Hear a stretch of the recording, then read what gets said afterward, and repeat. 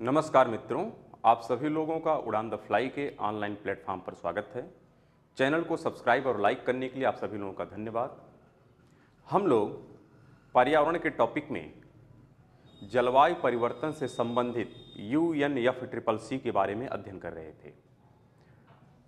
तो हमने कहा था कि UNFCCC से संबंधित होने वाला जो सम्मेलन है उसको भी हम लोग कोप के नाम से ही जानते हैं, और जो सबसे पहला कोप आयोजित किया गया था वह 1995 में आयोजित किया गया था। किससे संबंधित था?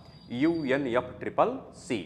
वैसे तो कोप जैव विविधता का भी होता है, मरुस्थलीकरण का भी होता है और मॉन्ट्रियल का भी होता है, लेकिन उसके सामने यह लिखा जाना अनिवार्य है कि यह प्रोटोकॉल यानी यह कोप किससे संबंधित है। लेकिन वर्तमान में हम जिस कोप का अध्ययन कर रहे हैं यह कोप जलवायु परिवर्तन से संबंधित है, जिसकी नोडल एजेंसी है UNFCCC। इसका न्यू तो वैसे 92 में पड़ गई थी, लेकिन ऑफिशियल गठन जो हुआ था 94 में हुआ था।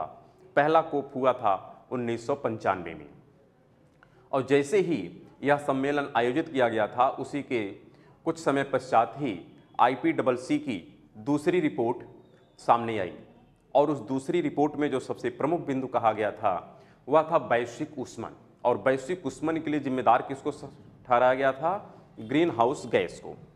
तो ग्रीन हाउस गैस का जो प्रमुख एलिमेंट है वह था कार्बन डाइऑक्साइड।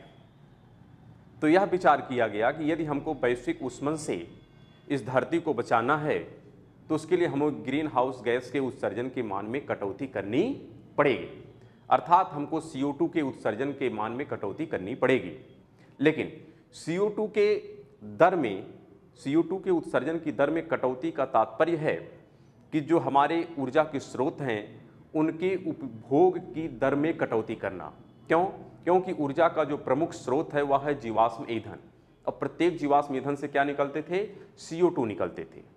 लेकिन फिर भी हमको इस वैश्विक चुनौती से किसी न किसी प्रकार से निजात पाना था, इसलिए 1997 में एक प्रोटोकॉल बनाया गया जिसका नाम था क्योटो प्रोटोकॉल।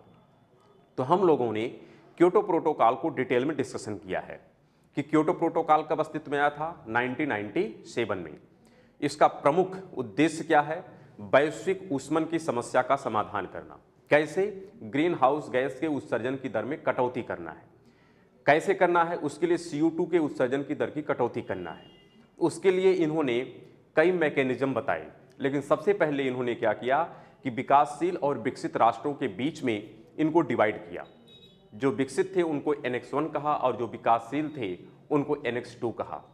तो NX2 कंट्रीज को 2012 तक के लिए इस क्योटो प्रोटोकॉल के प्रावधान से बाहर रखा गया कि आपके ऊपर इनके जो भी रूल रेगुलेशन हैं वो लागू नहीं किए जाएंगे, लेकिन जो विकसित राष्ट्र हैं उनके ऊपर इनके प्रावधान लागू होंगे। यह व्यवस्था की गई और कहा गया कि यदि आप अपने टारगेट को अचीव नहीं कर पाएंगे तो आपके ऊपर पेनाल्टी लगाई जाएगी।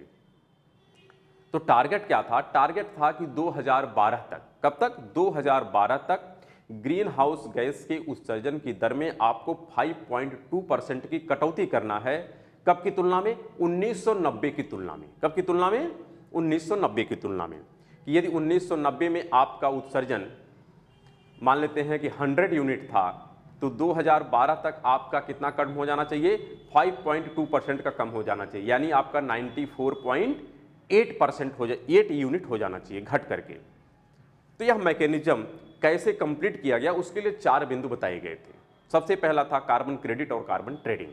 उसके लिए हम लोगों ने डिटेल में अध्ययन किया है इसके पहले वाले पार्ट में, कि एक देश कार्बन के उत्सर्जन को घटाएगा और जो विकसित राष्ट्र है वह इस कार्बन के यूनिट को परचेज करेगा। लेकिन किसके माध्यम से? एक ट्रेडिंग मार्केट होगी, जैसे शेयर मार्केट होता है वैसे कार्बन का मार्केट होगा, वहां पर क्रय विक्रय किया जाएगा ऑनलाइन प्लेटफॉर्म के माध्यम से।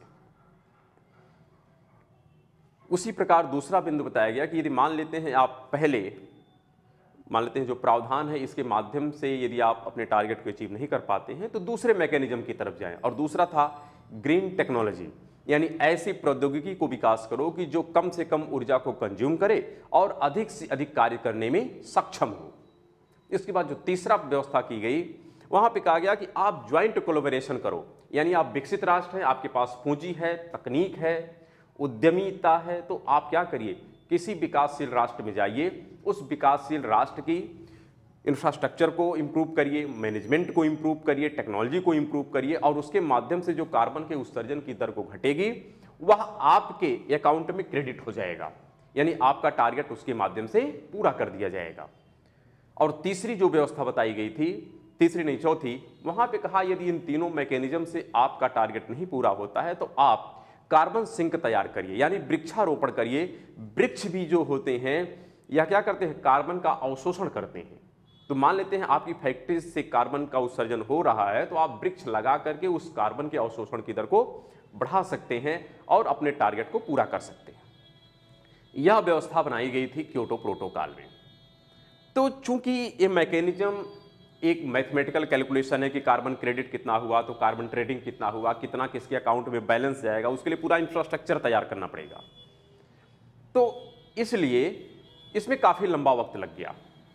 मान चलिए कि 2005 ला गया, क्या गया, 2005 आ गया, तब जाके क्योटो प्रोटोकॉल प्रभावी हुआ। सोचिए 97 में इस पर एग्रीमेंट हुआ, लेकिन प्रभाव में कब आया, 2005 में आया। लेकिन इसका 2 कार्यकाल निर्धारित किया गया। तो हम कह सकते हैं क्योटो प्रोटोकॉल कब ऑफिशियल तरीके से प्रभाव में आया था, 1997 में, लेकिन वास्तविक रूप में कब आया, 2005 में। और कहा गया कि इसको हम 2 चरणों में लागू करेंगे। क्या कहा गया, क्योटो प्रोटोकॉल के प्रावधानों को हम लोग 2 चरण में लागू करेंगे। इसके पहले चरण में जो हम लोग लागू करेंगे, सिर्फ किसके ऊपर लागू होगा, विकसित राष्ट्रों के ऊपर इसके प्रावधान लागू होंगे। विकासशील राष्ट्रों को 2012 तक क्या किया जाएगा, बाहर रखा जाएगा। तो प्रश्न आया कि आप 97 में एग्रीमेंट करते हैं लेकिन प्रभाव में लाते हैं 2005 में। 8 सालों का डिफरेंस तो ऐसे ही हो गया। और उसके बाद भी इसका जो कार्यकाल शुरू होता है, कार्यकाल शुरू किया जाता है 2008 से। कब शुरू किया जाता है, 2008 से। तो उसी को हम लिख देते हैं, जो क्योटो प्रोटोकॉल है, क्योटो प्रोटोकॉल की जो कार्य अवधि है यह 2 फेज में है। कितने चरण में है, 2 चरणों में है, 2 चरणों में लागू होगी। सोचिए यह व्यवस्था की गई कि क्योटो प्रोटोकॉल की जो कार्य अवधि है यह 2 चरणों में लागू होगी। प्रभाव में कब आया है, 2005 में। एग्रीमेंट कब हुआ है, 97 में। ध्यान रखिएगा, एग्रीमेंट हुआ है 97 में, लेकिन प्रभाव में आया है 2005 में। लेकिन ये जो 2 चरण में लागू होगा, इसकी बात की गई कि जो इसका पहला चरण होगा, इसकी अवधि होगी 2008 से 2012, पहला चरण है। और जो सेकंड फेज होगा यह शुरू हो जाएगा 2012 से 2020 के लिए। बात समझ रहे हैं? यानी क्योटो प्रोटोकॉल के जो प्रावधान बनाए गए, जिसमें विकासशील राष्ट्रों को छूट प्रदान की गई कि आपको जितना डेवलपमेंट करना है कर लीजिए, यह केवल विकसित राष्ट्रों के ऊपर लागू होगा। लेकिन यहां पर सोचने वाली बात है कि जो एग्रीमेंट 97 में अस्तित्व में आया, लेकिन प्रभाव में आया 2005 में जाकर के, और उसका पहला कार्यकाल शुरू होता है 2008 में। यानी यहां पर हम यह कह सकते हैं कि विकसित राष्ट्रों को भी 2008 तक इस एग्रीमेंट से, यानी इसके प्रोटोकॉल के प्रावधानों से क्या किया गया, छूट प्रदान किया गया। तो एक प्रकार से फिर बायस्ड हो गया कि आप कह रहे थे कि हम विकासशील राष्ट्रों को भी विकसित राष्ट्रों के बराबर पे लेके आएंगे। कैसे कि 2012 तक उनको छूट प्रदान करेंगे, लेकिन छूट तो आप विकसित राष्ट्रों को भी प्रदान कर दिए 2008 तक। तो ऐसे में फिर यह अंतराल तो मेंटेन रहा विकसित और विकासशील राष्ट्रों में। तो यह एक प्रकार से बहुत विवादास्पद मुद्दा रहा कि जब इसका सेकंड कार्यकाल शुरू होगा तो, क्योंकि पहला तो जैसे तैसे लागू हो गया, कोई दिक्कत नहीं है कि 2008 से शुरू हुआ, 2012 तक के लिए था और केवल विकसित राष्ट्रों के ऊपर था, तो कोई दिक्कत नहीं है, यह लागू हो गया। लेकिन 2012 से इसमें विकासशील राष्ट्रों को भी शामिल कर लिया जाएगा। तो विकासशील राष्ट्रों का सबसे बड़ा ऑब्जेक्शन क्या होगा कि आपने छूट तो सिर्फ हमें प्रदान की थी, लेकिन इस छूट का लाभ अप्रत्यक्ष रूप से विकसित राष्ट्रों को भी मिला, इसलिए हम इस एग्रीमेंट को नहीं मानेंगे। बात समझ रहे हैं कॉन्फ्लिक्ट क्या है? तो इस समस्या के समाधान हेतु हम कह सकते हैं विकासशील राष्ट्रों को प्रलोभन देने के लिए, किसको? विकासशील राष्ट्रों को प्रलोभन देने के लिए बीच में एक कह सकते हैं ग्रीन क्लाइमेट फंड की व्यवस्था बना दी गई। 2008 में लागू हो गया। किसके ऊपर लागू किया गया? विकसित राष्ट्रों के ऊपर। कितने सालों के लिए? मात्र 4 सालों के लिए। और अगले 4 साल बाद कौन शामिल हो जाएंगे? जो विकसित राष्ट्र, विकासशील राष्ट्र, वो भी शामिल कर लिए जाएंगे। तो विकासशील राष्ट्रों को ये जान लीजिएगा कि यह मंजूर नहीं होगा। क्यों? क्योंकि ये भी छूट के फायदे में आ गए थे 97 से 2008 तक, यानी लगभग 11 सालों तक ये भी छूट का लाभ लिए हैं। तो ऐसे में अब यदि हमको विकासशील राष्ट्रों को भी इस प्रावधान के दायरे में लाना है तो उनको कुछ न कुछ प्रलोभन देना पड़ेगा। और प्रलोभन क्या दिया गया, अब उसी की बात हम कर लेते हैं कि यहां प्रलोभन जो आया है, सबसे यहां पे ज्यादा प्रलोभन है क्योंकि 2012 से उनको ऊपर भी लागू होगा, ये बात तो समझ में आ रही है। तो ऐसे तो ये लोग मानेंगे नहीं, तो क्या किया गया यहां पर 2010 में, कब? 2010 में कोप चल रहा था, ये शायद 16 है, याद कर लीजिएगा, जिसे 95 से शुरू है, हर साल हो रहा है, हर साल हो रहा है, तो यहां पर हो जाएगा 16 को। और ये चल रहा था कहां? Cancun, Cancun. और ये कहां पर है? मैक्सिको में है। कानकुन मैक्सिको में यह सम्मेलन चल रहा था। और यहां पर यह एक व्यवस्था की गई, उसका नाम है ग्रीन क्लाइमेट फंड की व्यवस्था बनाई गई। कब? 2010 में। और कहा गया इस फंड का जो साइज होगा वह होगा $100 बिलियन का। कितना साइज होगा? $100 बिलियन का। ये व्यवस्था बनाई गई। लेकिन सोचो, क्योंकि 2012 में विकासशील राष्ट्रों को इस क्योटो प्रोटोकॉल के प्रावधान के दायरे में लाना है, लेकिन विकासशील राष्ट्र इस एग्रीमेंट को मानेंगे नहीं। क्यों? क्योंकि इसका लाभ अप्रत्यक्ष रूप से विकसित राष्ट्रों को 1997 से 2008 तक मिला है। लेकिन फिर भी विकसित राष्ट्रों की यह चाल, यह कूटनीति रही कि किसी न किसी प्रकार से हमको विकासशील राष्ट्रों को भी इसके प्रावधान के दायरे में लाना है। उसके लिए इन्होंने 2010 में एक फंड क्रिएट किया जिसका नाम था ग्रीन क्लाइमेट फंड। और इसकी साइज कितनी बनाई? $100 बिलियन की। काफी बड़ा अमाउंट है। लेकिन कहा क्या कि यह फंड हम लोग 2020 तक तैयार करेंगे। कब तक तैयार करेंगे? यह फंड पूरी तरीके से तैयार हो जाएगा 2020 तक और लागू होगा 2021 से। कब से लागू होगा? और लागू होगा 2021 से। यानी इस फंड का इस्तेमाल हम लोग 2021 से करेंगे और 2020 तक हम लोग एक फंड पूरा तैयार कर लेंगे। ऐसी व्यवस्था बनाई गई कानकुन में जब सम्मेलन चल रहा था UNFCCC का, तब ऐसा व्यवस्था बनाई गई थी। और इस ग्रीन क्लाइमेट फंड का हम कह सकते हैं कि जो हेडक्वार्टर है यह है उत्तर कोरिया। क्या है? उत्तर कोरिया। ध्यान रखिएगा, ये है उत्तर नहीं होगा, साउथ कोरिया होगा, क्योंकि उत्तर में तो रहता ही नहीं है। यहां पे कौन सा है? साउथ कोरिया है। तो ध्यान रखिएगा, साउथ कोरिया में इसका हेडक्वार्टर बनाया गया कि साउथ कोरिया क्या होगा? हेडक्वार्टर होगा ग्रीन क्लाइमेट फंड का। तो अगर आपसे पूछा जाए ग्रीन क्लाइमेट फंड का प्रावधान कब किया गया था, तो 2010 में। सम्मेलन कहां चल रहा था? कानकुन में। UNFCCC का चौथा कोप था, कोप नंबर 16वां था। कितना बड़ा फंड था? $100 बिलियन का। लेकिन यह फंड कब तक बन के तैयार हो जाएगा? 2020 तक। कब से इस फंड का यूटिलाइजेशन किया जाएगा? 2021 से। सोचो कितना चालाकी पूर्वक ये मैकेनिज्म लोग तैयार कर रहे हैं कि जिससे विकासशील राष्ट्र भी क्योटो प्रोटोकॉल के प्रावधान के दायरे में आ जाए। लेकिन आप सोचिए, क्या लगता है कि विकासशील राष्ट्र इतने बेवकूफ हैं कि इनकी चाल को ना समझ पाए? 100% समझ जाएंगे। और समझ ही गए तो हुआ क्या? इसके बाद जब हम आगे बढ़ते हैं तो आप देखिए, यहां पे ग्रीन क्लाइमेट फंड बन गया जिसका हेडक्वार्टर कहां है? साउथ कोरिया में है। कितनी बड़ी साइज है? $100 बिलियन का है। कितना साइज है? $100 बिलियन का है।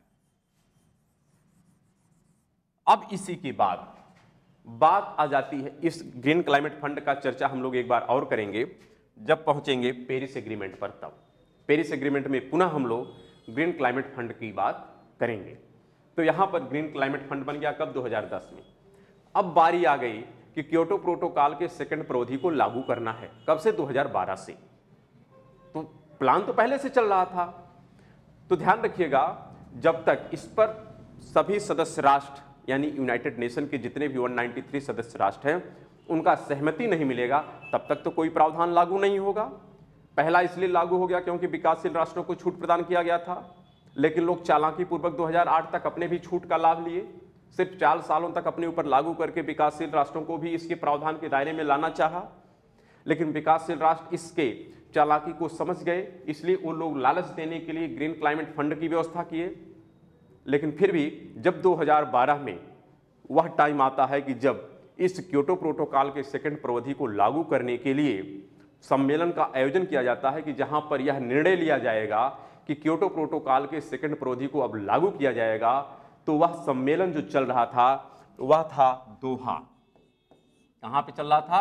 दोहा, कतर में। कतर की राजधानी है दोहा, और यहां पर कोप नंबर था 18। कौन सा था? कोप 18। और कब हुआ था? 2012 में। वैसे जो मेन UNFCCC का कोप 18 था वह तो हुआ था रियो डी जेनेरियो में, जिसको हम पृथ्वी 2 के नाम से जान लेते हैं, नहीं रियो 20 के नाम से जानते हैं। किस नाम जानते हैं? रियो 20। पृथ्वी 2 किसे कहते हैं? क्योटो प्रोटोकॉल को कहते हैं, ध्यान रखिएगा। +5 किसे कहते हैं? क्योटो प्रोटोकॉल कहते हैं। लेकिन 2012 का जो रियो डी जेनेरियो में सम्मेलन हुआ था उसको हम लोग कहते हैं रियो 20। क्या कहते हैं? रियो 20 कहते हैं, ध्यान रखिएगा। तो जो मेन सम्मेलन था UNFCCC का वह कहां हुआ था? रियो डी जेनेरियो में हुआ था।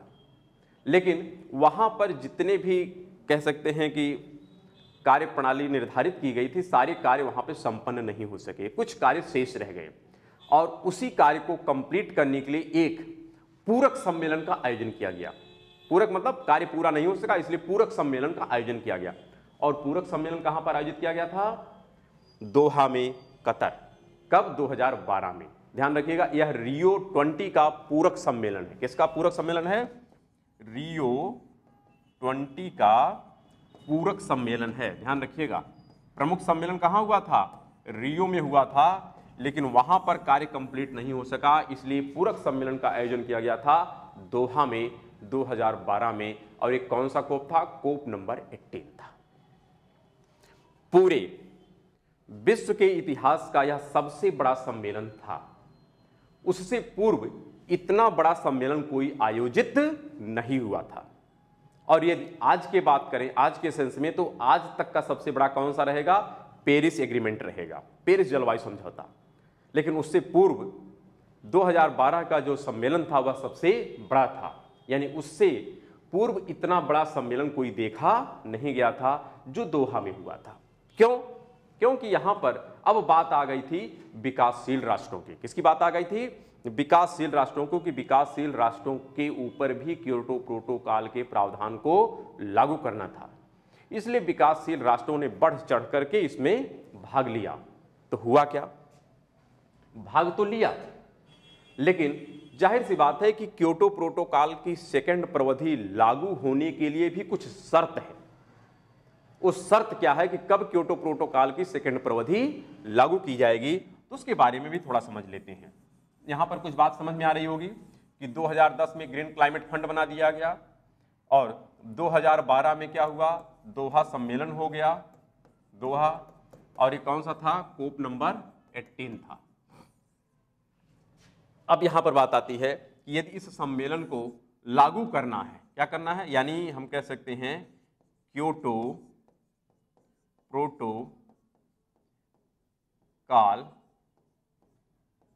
प्रोटोकॉल की जो द्वितीय प्रवधि है, क्या?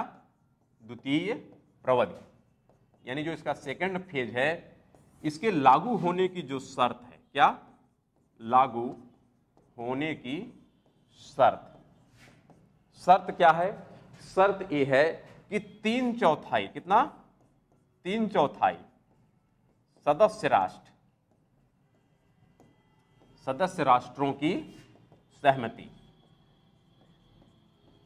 यदि 3/4 सदस्य राष्ट्र इसका रेटिफिकेशन कर दें, सिग्नेचर नहीं रेटिफिकेशन कर दें, तो यह क्योटो प्रोटोकॉल लागू हो जाएगा, यानी इसकी द्वितीय प्रवधि लागू हो जाएगी 2012 से। तो यहां पर सदस्य राष्ट्र कितने हैं? 144। कितने सदस्य राष्ट्र हैं? 144। और 144 में से कितने लोगों का सिग्नेचर चाहिए, कितने लोगों का रेटिफिकेशन चाहिए? 3/4। 3/4 यहां पर हो जाता है 120 के आसपास। कितना हो जाता है? 120। यदि 144 में से यदि 120 सदस्य राष्ट्र इसको रेटिफाई कर देंगे तो क्योटो प्रोटोकॉल की द्वितीय प्रवधि भी लागू हो जाएगी अगले 8 सालों के लिए, 2012 से 2020 तक के लिए। लेकिन सदस्य राष्ट्रों ने इसके रेटिफिकेशन में काफी लंबा वक्त बिता दिया, इसके रेटिफिकेशन में काफी लंबा वक्त बिता दिया और अंततः 2017 में जाकर के, कब? 2017 में जाकर के इसकी शर्त पूरी हुई। कब पूरी हुई? 2017 में क्योटो प्रोटोकॉल की द्वितीय प्रवधि की शर्त पूरी हो गई। तो अगर पूरी होती है 2017 में जाके, तो कितना साल बचा? मात्र 3 साल बचा। और 3 साल के लिए आपको लागू करना है किसको? क्योटो प्रोटोकॉल की दूसरी प्रवधि को लागू करना है। तो आप सोचिए, मात्र 3 सालों के लिए एक नया मैकेनिज्म तैयार करना और लागू करना कहीं से भी तर्कसंगत नहीं है। इसलिए इस प्रावधान की शर्त पूरी होने के बावजूद भी आज तक इसको लागू नहीं किया गया। क्यों? क्योंकि यह कॉस्ट इफेक्टिव नहीं था, क्योंकि इसका पूरा सेटअप तैयार करने में जो खर्च होगा और उससे जो बेनिफिट होगा, मात्र 3 सालों के लिए यह मैकेनिज्म कार्य करता, इसलिए इसको लागू नहीं किया गया। तो इसी दौरान 2017 में चूंकि शर्त पूरी हो गई और इसके पहले ही 2016 में एक नया मैकेनिज्म तैयार कर लिया गया और उस मैकेनिज्म का नाम था पेरिस जलवायु समझौता। तो उसके बारे में थोड़ा सा देख लेते हैं कि 2000 यहां पर हम बात कर सकते हैं कि 2005 में क्योटो प्रोटोकॉल प्रभाव में आया। इसकी पहली प्रवधि शुरू होती है 2008 से 2012 के लिए, लेकिन इसी बीच 2010 में बनाया गया ग्रीन क्लाइमेट फंड। लेकिन 2012 में दोहा सम्मेलन का आयोजन होता है और यहाँ पर क्योटो प्रोटोकॉल की द्वितीय प्रवधि की शर्त रखी जाती है और यह शर्त अंततः पूरी होती है 2017 में। लेकिन इसी बीच यह ध्यान रखिएगा, अभी तक लागू नहीं हो सका, लागू नहीं हो सका। कौन? क्योटो प्रोटोकॉल की दूसरी प्रवधि। अब कब से इसका टाइम पीरियड था? 2012 से शुरू था 2020 तक के लिए, लेकिन आज तक कभी लागू नहीं हुआ। सिर्फ क्योटो प्रोटोकॉल की पहली प्रवधि ही लागू हो सकी। लेकिन बीच में ही 2016 में, कब? 2016 में ही एक समझौता सामने आया और उसका नाम था पेरिस जलवायु समझौता। पेरिस जलवायु समझौता। तो इस पेरिस जलवायु समझौता के बारे में हम लोग डिटेल में डिस्कशन करेंगे नेक्स्ट पार्ट में। तो फिर मिलेंगे नेक्स्ट पार्ट में, तब तक के लिए नमस्कार, धन्यवाद।